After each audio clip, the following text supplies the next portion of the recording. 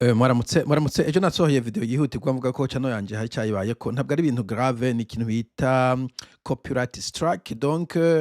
turari gukoresha content y'undi muntu juste kuri commentaire pour des raisons de commentaire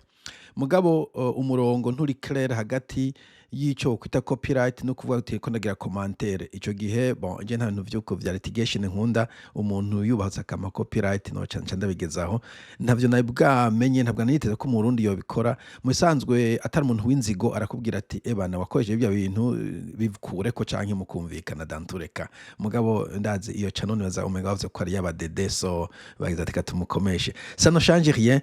copyright ntuzeye strike zitatu niho channel yawe ishobora sobango baca bayifuta ishobora gufudika naje tuma navuze ko kubera bashobora gukora ibintu nk'ivyo kuko ikindi urumva ifuditse bisaba kuja muri process zo kuburana uwo mwanya nta muntu aba ufise personal nta ufise je nta bayifuse noca mfata video zose nabitse nkazishyira ku yindi channel amase ngaca nikomereza na bintu vy'imburano mfise jewe kuko message yarapashije abantu mwarazibonye izindi shasha nosohora mupfa kumenya channel yire ndazimwaca mugenda anefe ndafise channel bita akavaziko niyo channel ya backup hagize ikiba kuri channel niyo nzoca justement njako direct hanyuma kumbure ntange amakomunike kuri Facebook ibintu nk'ivyo rien ça ne change rien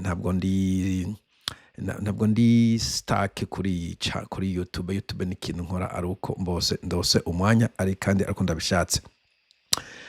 bon reka rero simvuga kuri menshi kuri ivyo numva ari ibintu bisanzwe encore une fois reka tuze ku kifi uno munsi ejo nakoze video kuri Emmanuel Sinzohagera ariko aramera nk'uhanura ariko bikambaza yuko niyo aba bantu bahanurwa batumva nivyo agiye kuvuga muri iki gihe yuko mu bisanzwe harabura abahanura hakabura n'abahanurwa ari guhera ku muntu yambaye yitwa Yetro yoba yari sebukwe wa Moses, Moise, Musa abasoma Bibiliya kumbura mushobora kuba muzi iyo story yose ariko niwe yari counsel niwe yari umuhanuzi wa Moses ariko vyasaba ko yaba Moses Musa yoba umuntu yumva hanyuma nuwo Yetro akamuntu arinduka akavuga ati Musa wakosheje Musa nawe akavuga ati ego nivyo reka numvirize mugabo mu Burundi hari ikibazo bibiri ikibazo kimwe nta bahanuzi abantu bose babaye abantu bo gukoma amashi babantu bo gufukama abantu bo gusaba ibiryo abandi babakubise imijugujugu d'ailleurs sinoshobora kuronka iyo video ubunyene canke audio kuko ntamanye no musi mfise ariko nyango mareze kuvuga ko nawe bamukubise umujugujugu atebo bahizu ubahanuye baca bakwirukako ariko kandi twibukanye ko imbere ya 2015 harimo abantu bari bagiye bavuye mu Bubiligi bamwe bantetore bakomeye cyane bapio ntavyo hanyuma harimwo na Rufyikiri Gervais Rufyikiri numenga yahoze ari cegera c'umukuru w'igihugu ibintu nk'ivyo ubundi yarongo namashinga amateka ubona ko bose babirutse ko n'imijugujugu bariko barahanura 2015 nyene hariho abantu banditse babwira nkuru nziza ko atagomba kwitoza baca betango na ba frondeur babashira kwizina nabo nyene babakuta umujugujugu barabirukana abasigaye baciye babakimya ubu nta muntu numwe ashobora guhanura nta numwe at all abamera nk'abibesha n'abanyene bavuga ngo aba pasteur n'abasenyeri mugana nyene avuga ahengekeza acisha hirya no hino twaranabonye n'abasenyeri novuga batajya umunwa umwe Serapio na Simon Hamwana baragerageje kudoma ku rutoki mugabo naho nyene nka nta mwana nkakora yari reserve too much ariko kana na Serapio nta mazina yavuze usiye kuza ko yavuze ko ari systeme peu importe reka twumviriza kumbure uyu mugabo uko abivuga ariko novuga ko ico kibazo dufise ko yaba uhanurwa ntiyumva baba bahanura barazibijwe abari bafise ijambo n'ijunja abandi sont des piqueurs et des bouffons reka twumvirize kuko nyene ahatagira ubukuru nyabwo hatagira iteka ntihagire nitekane ahatagira ubukuru nyabwo ntihaboneka amajambere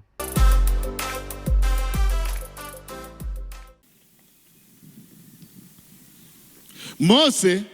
aratwigisha ugukorera abandi ariko kandi akatwigisha yuko umurongozi mwiza yemera guhanurwa voilà ico nico kintu kiri mu abadede ntibashobora guhanurwa abadede sinzi undi mu imbonera kore yanditse ngo yaba yobaye president ngo yogifashe ngo akagurisha ubutare bwose afise ngo akagenda agafuta ngo amacano yose ngo ari kuri internet ngo avuga nabi uburundi icambere akayoberwa yuko mu bisanzwe ubwo bubasha butahabwa n'amafaranga ubuhabwa na legalite, nta bubasha nta mategeko namwe yemerera yuko uja gufuta icano y'umuntu kubera uri president nta bubasha na bukeyi ufise. Mbere wanashaka muri USA na Donald Trump barigeze kumukata kuri ayo ma platform. Burya Trump igihe cyose yari Biden atwara ntabwo yari ariko gukoresha YouTube, Facebook na X, aca create yiwe Truth Social, mugabo baramukuye ko. Imagine abantu bakura President Donald J Trump ni J, okay, Donald Trump bakamuvanako ntasubire kuja kuri internet, ari umuntu I don't know, President de la République nini cyane, mbega ni République des États-Unis anyway. Hanyuma urumva nta bubasha umuntu wo munda afise bwo guhagarika ivyo bintu. Hanyuma kugurisha izahabu ndamwereka yuko en fait GDP y'u Burundi bantu b'Imana ahantu baza babwira ngo Google revenue kamere kuriki revenue ya Google ni billion majana ane, billion amajana ane niyo revenue ya Google, billion amajana ane 400. Revenue y'u Burundi GDP Burundi ni billioni zitatu. Okay, bavuga ko okay, sinzi hano bavuga ngo ni 8 mugabo bavuga ngo ni entre 3, okay, 8 billion sinzi haro done yanyetse zitatu. Reka dufate no hizo 8 ikumbura umuntu abe optimistic. Donc GDP billioni 8 ugeranye na GDP billioni majana ane, ucugabura amajana ane ugabure n'8 urumva ko dufise ikintu osa nka 50. Donc magana kugabura 8 ni 50. Donc ukene ibihugu nka 50 vy'u Burundi, GDP ibihugu 50 bingana Burundi kugira ngo wegereze GDP ya Google ifo ko twoyita tuyise GDP. Woja ku bribinga umuntu akurusha atunze inshuro 50 kugusumya ngo bigende gute? Epizo nzahabu wacuhagarika kwigisha abarimu sinzoja cavuga ati babuza kuja kuziguramo ibitoro n'ibiki baja kuhagarika ama YouTube channel ngo itoke kiboneka ubukene buce bukira. Anyway, donc kuko aho kuguhanurwa bafuma kwiruka inyuma bakagutuma kwintuma ko nyinshi ibintu nk'ivya amatakitike ya intimidation, c'est très ridicule. Eka ariko dukomeze n'uyu muhizi yemera impanuro. Yetiro aratwigisha ubwenge, akatwigisha by'ukuri kuba umuhanuzi mwiza, umuhanuzi abwira uwahanura ukuri adacaha ruhande. Voilà, nico rero cyakunaniye bwana Musenyeri nabwo ntaba wa Yetro wagiye uce ruhande uca imigani ngo intama igihumbi zitwaye intare igihumbi n'intare igihumbi zitwaye intama imwe. Did it make sense? Aya majambo yose yo muyavuga nta numugera do makuru toki ngo bwibazo bihari. Musenyeri Serapiyo wenyene no yarindutse aravuga ati systeme idahindutse mbere wanashaka nta gishoboka. Ati ni bande badukenesheje ni leta niyo gomba kuduha igitoro, nta matara duvize, nta barabara jyana mu nge ntirikoze. Donc ndashaka kuvuga yuko mu abasenyeri mu mapasteur mu namwe aba buffon aba piqueur namwe mwabaye abasezi mu bandi ntabwo muvugisha ukuri, ntabwo mudodurira ko muvuga ikibazo kiri muguma mudigadiga ikibazo munyanganire cyane, kuko hagera igihe ukavuga uti bon iki kintu kiko kiragenda neza paravuga ngo urabona ngo harabaye ntihakabe, it doesn't work like that. Nico nashaka kuvuga mugabo muri byo muri si sindiko namukara navuze ko ari umugabo w'ijunja n'ijambo y'umugabo encore une fois nibaza ko kenshi na kenshi kugira impinduka zibe abantu bari beaucoup plus comment dirais-je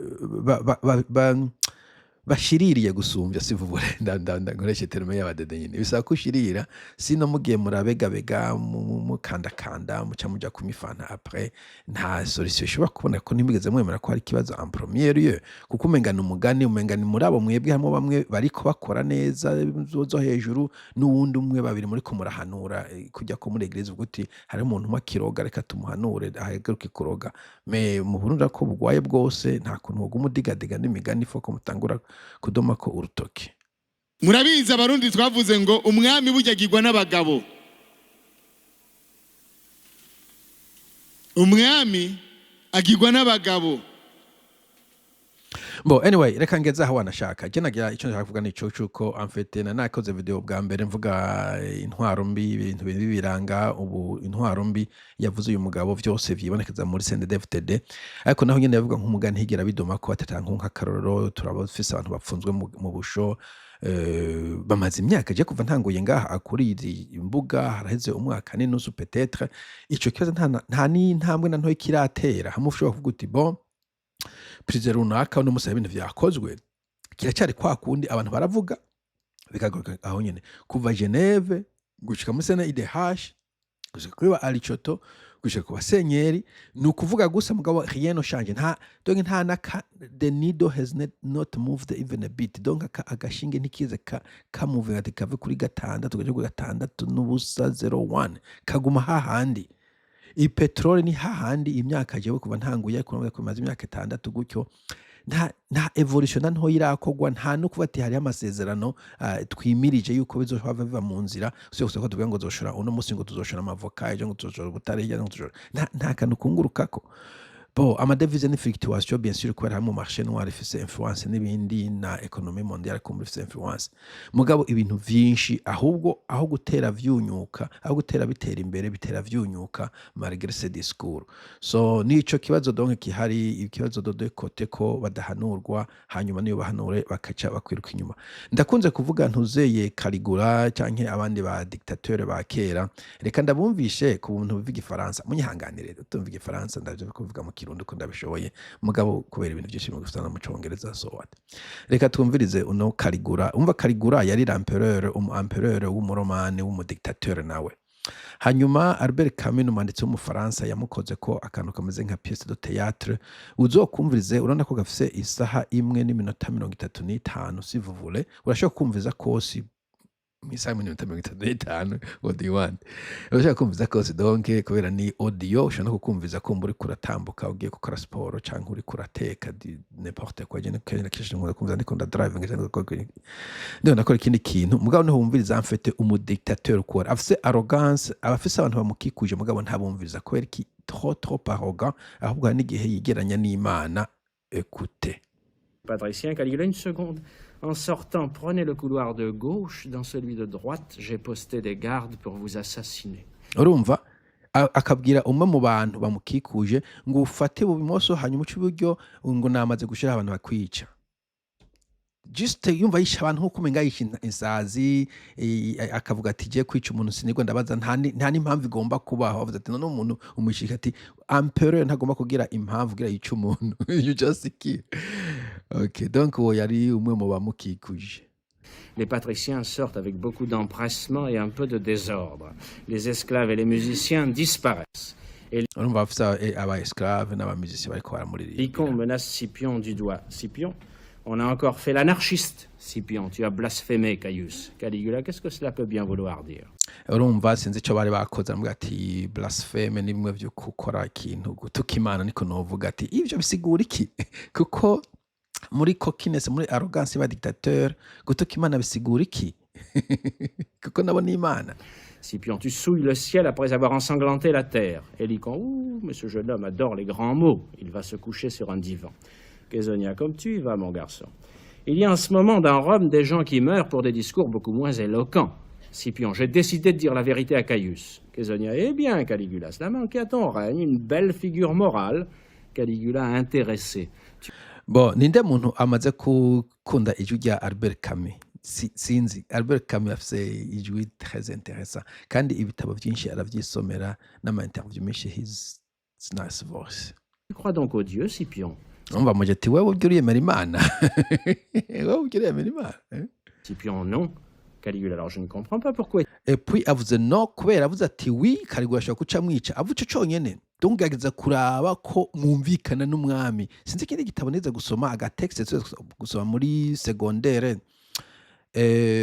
mushaka kanyibutsa abantu muyoboye ifaransa umwami hari à l'époque mu Faransa kwandika wamenga ni prestige hari abanditsi benshi abapoete hanyuma n'abami bagashaka kwandika hanyuma umwami arandika akantu agashira kuri kura akantu ka poetry canke prose agashira ahantu umujenerali agatora arizubaza aragatora akereka umujenerali wataka kandi ndagatoye hajya hanze uyu muntu ubona yandika gute aca avuga ngo ngo ni rabishi ibi byandika uyu muntu ni rabishi ni nkandagira bitabo sibubure aca avuga ngo urazi ko arigena kanditse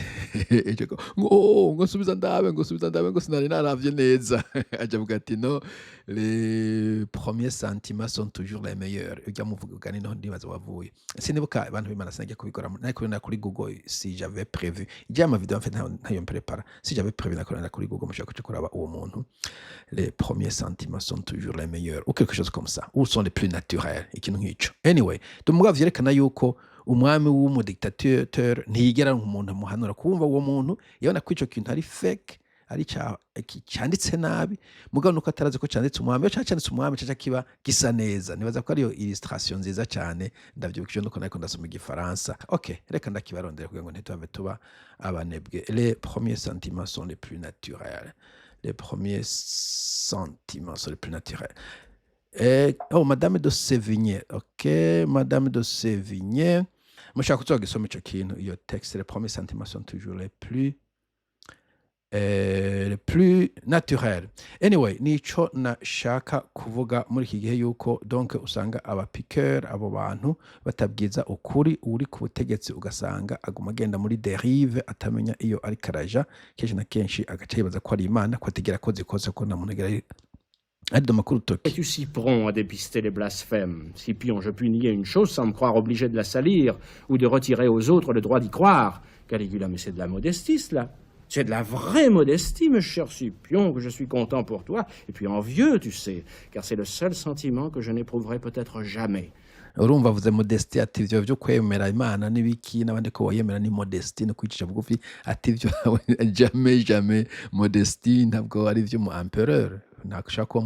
Scipion, ce n'est pas moi que tu jalouses, ce sont les dieux eux-mêmes. Caligula, si tu le veux bien, cela restera comme le grand secret de mon règne. Tout ce qu'on peut me reprocher aujourd'hui, c'est d'avoir fait encore un petit progrès sur la voie de la puissance et de la liberté. Pour un homme qui aime le pouvoir, la rivalité des dieux a quelque chose d'agaçant. Urumva ko umuntu akunda ubutegetsi yumva umenga ariko arahangana n'Imana ariko agwana n'Imana ko ntashaka ko ubutegetsi bwiwe buba challenged yumva ko ari hejuru y'Imana ahubwo n'Imana ikimugabanya inguvu. Supprimer cela. J'ai prouvé à ces dieux illusoires qu'un homme, s'il en a la volonté, peut exercer sans apprentissage leur métier ridicule. Anyway, umva wewe ko avuga ko ashaka gukora ikowa c'Imana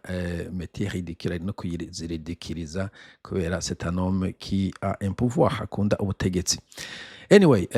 ndabankuraje ko muza murasoma afite gusoma birugurura mind ukamenya ingene ibintu vyagenze rimwe hari ibintu ubona umenga ni histoire iriko yirepeta et surtout yuko jewe mu ntango umwaka weza mu nabwiye nti genda afite ikintu bita anatomie du dictateur. Iyo usomye Caligula, iyo usomye 1984, iyo usomye canke The Last uravye ijya video Last King of Scotland ijya movie uravye Solzhenitsyn ivyo yanditse The Gulag Archipelago iyo usomye ibitabo vyinshi urashobora kwiha anatomie du dictateur ugashobora kumusportinga à distance.